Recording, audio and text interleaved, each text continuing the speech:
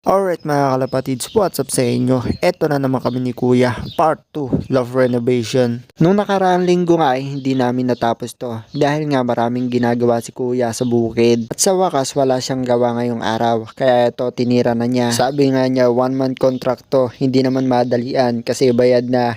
De joke lang, sinisingit-singit lang talaga ni Kuya to para matapos. Siguro naman may ideya na kayo sa ginagawa namin kasi maraming nabitin sa una nating video. Ang bagal daw namin gumawa.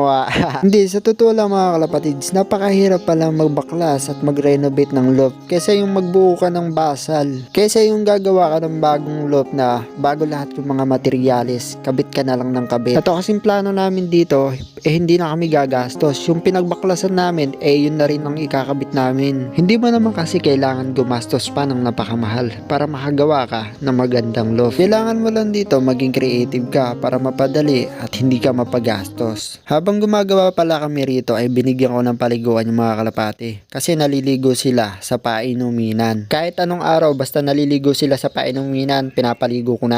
So itong ginagawa namin na to mga kalapatids pampuling talaga. Yung parang pang street fight. Ang iniisip namin dito para mapabilis yung paghuli sa kanila. Kasi nga kapag ka nasa loop mga kalapatids, ang disadvantage doon malaki yung loop.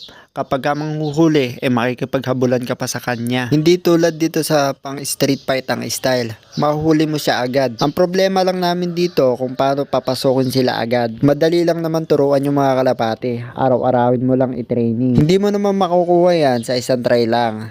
Tiyagaan lang talaga. Kung gusto mong manalo, may paraan. Yung iba kasi mga newbie, kahit magaganda yung ibon nila, pag hindi bumira sa una, wala na. Ibebenta na. Panghihinaan na agad ng loob at iisipin nila na budol sila sa kanilang linyada. Abay nako, kahit maganda yung linyada mo, kung wala ka talagang tiyaga sa pag-iibon, hindi ka talaga mananalo. Sabi nga, dapat magaling yung ibon, dapat magaling ka rin. Ano boss? Tuloy pa ba? Ayan na. Umulan na. Kung makuryente pa tayo dito.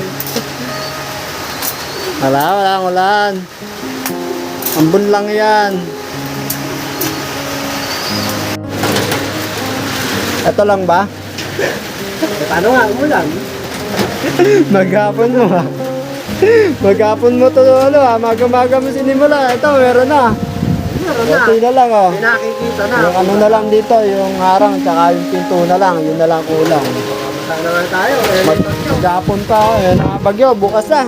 Akala ko matatapos na namin ngayong maghapon to mga kalapatids dahil konti na lang yung gagawin. Hindi pa pala kasi inabutan kami ng ulan. Meron palang bagyong paparating, iyan na yata yun. O siya, hanggang dito na lang mga kalapatids. Maraming salamat sa panonood. May part 3 pa pala to. Peace out!